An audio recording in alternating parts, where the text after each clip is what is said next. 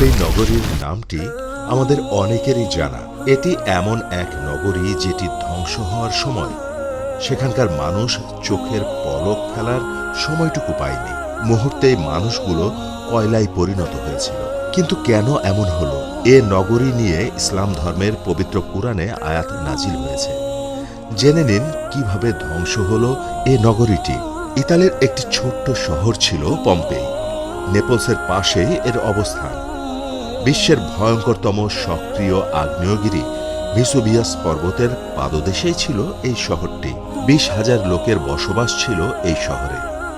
খ্রিস্টপূর্ব 83 সালে ভয়াবহ এক ভূমিকম্পে শহরটি প্রায় ধ্বংস হয়ে গিয়েছিল। অভাব নামক শব্দটি পম্পেইবাসীর কাছে একদমই অপরিচিত ছিল।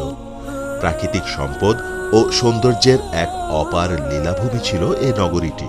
শহরটির এক পাশে সমুদ্র, অপর পাশে সবুজ ভিসুভিয়াস পাহাড় ও বিশাল আকাশ। নগরীটি দুভাগে বিভক্ত, একটি পম্পেই এবং অপরটি হারকুলেনিয়াম।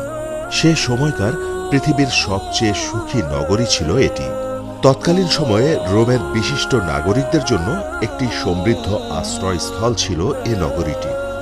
দৃষ্টিনন্দন বাড়ি, বিস্তৃত পাকা রাস্তা সহ সব রকম নাগরিক সুবিধার পাশাপাশি অবাধ যৌনতা, পতিতালয় এসব কোনো কিছুরই অভাব ছিল না এ নগরীতে। প্রাচীন গ্রিক, রোম সহ বিভিন্ন দেশের নাবিকদের অবাধ চলাচল ছিল এই নগরীতে। এই স্থানের অন্যতম বড় ব্যবসা ছিল দেহ ব্যবসা। তাদের সন্তুষ্টির জন্য ইউরোপ, এশিয়া, আফ্রিকা থেকে সুন্দরী রমণীদের নিয়ে আনা হতো। এ নগরীতে ছিল গ্যালাডিটোরিয়াম স্টেডিয়াম, যেখানে দুজন বন্দী সৈনিককে ছেড়ে দেয়া হতো লড়াই করার জন্য, আর শর্ত জুড়ে দেয়া হতো যে বেঁচে থাকবে শুধুমাত্র সে মুক্তি পাবে।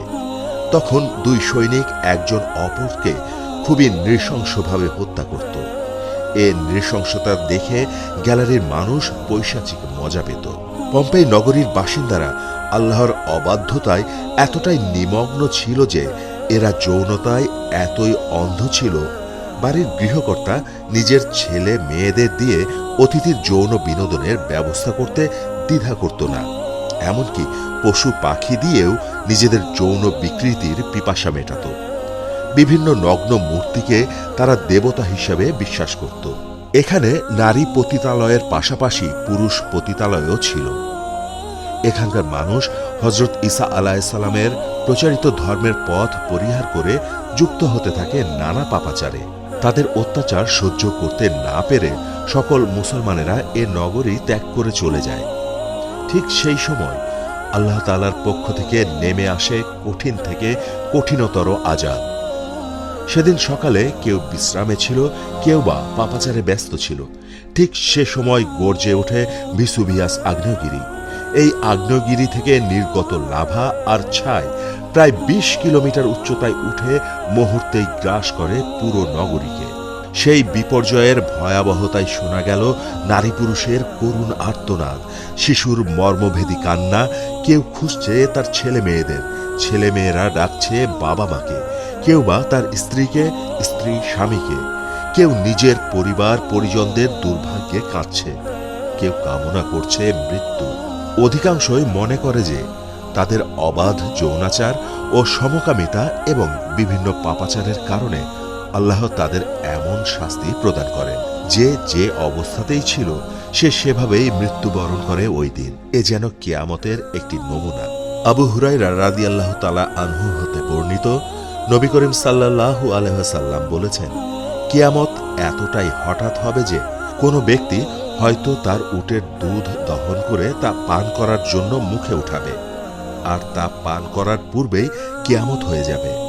দু ব্যক্তি কাপড় ক্রয় বিক্রয় করতে থাকবে, তাদের লেনদেন শেষ না হতেই কিয়ামত সংঘটিত হবে।